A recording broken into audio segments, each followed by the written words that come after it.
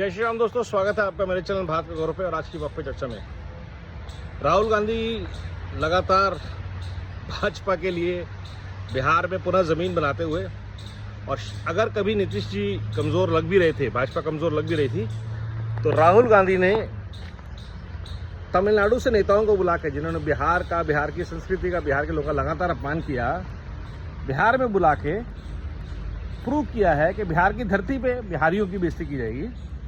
और जो कुछ लोग शायद इंटरेस्टेड थे, उनको भी अपने खिलाफ कर दिया, तेजस्वी के खिलाफ कर दिया। जैसा कि मैंने पहले कहा था, राहुल गांधी का एकमात्र उद्देश्य है अपने साथियों को ख़त्म करना, ताकि वो कांग्रेस पार्टी की जिम्मेदारी से परमानेंटली मुक्त हो जाएं।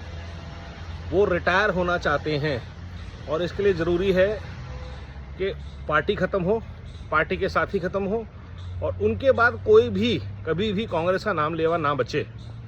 और इस प्रयास में वो सतत लगे हुए हैं, और उनसे ज़्यादा लगे हुए हैं उनके चाटुकार साथी, जो उनकी हर गलीज बात को बढ़ा चढ़ा के बताते हैं कि राहुल गांधी ने क्या बात बोली है कि 6 साल के बच्चे मुझसे आके पूछ रहे हैं कि वोट चोर कहाँ है। तो जब आप ऐसी घटिया स्ट्रैटेजी लेकर आते हैं और आपके जो एम्पलीफायर है उस स्ट्रेटजी को एम्पलीफाई करते हैं, तो आप सिर्फ अपनी कब्र नहीं खोदते, आप अपने ओपोनेंट्स के लिए ज़मीन तैयार करते हैं।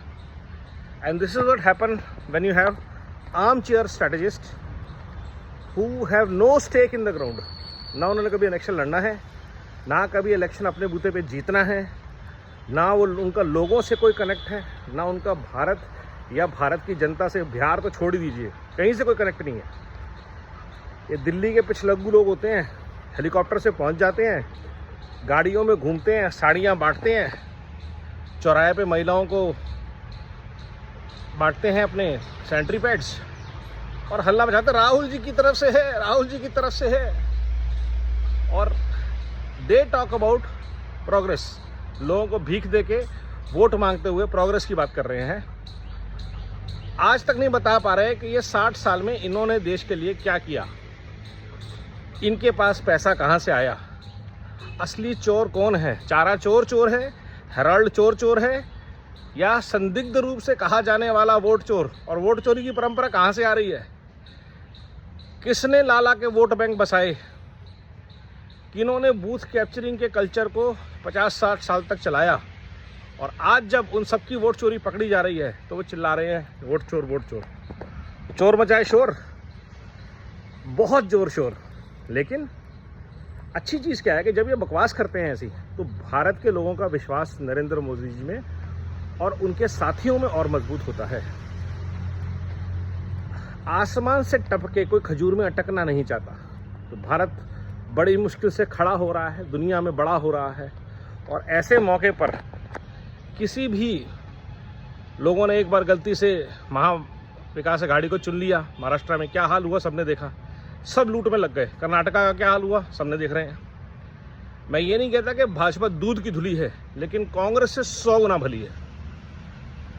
मैं ये नहीं कहता कि भाजपा के सारे नेता एकदम मोदी जी जैसे हैं, लेकिन कांग्रेस के हर राहुल गांधी से, कांग्रेस के हर गहलोत से, कांग्रेस के हर तेजस्वी यादव से, अखिलेश यादव से, ठाकरे से लाख गुना बड़ा बीजेपी का एक एक कार्यकर्ता है।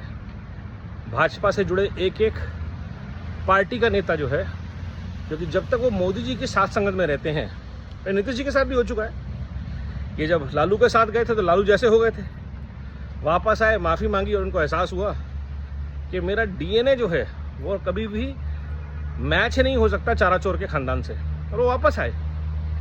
और ये भारत की हकीकत है। आज कोई भी इतने नेगेटिव, इतने बर्बाद, इतने एब्यूजिव, इतने नफरत घृणा से भरे हुए लोगों के साथ जुड़ना नहीं चाहता, जिनकी राजनीति का एकमात्र मकसद है लूट, झूठ और फूट।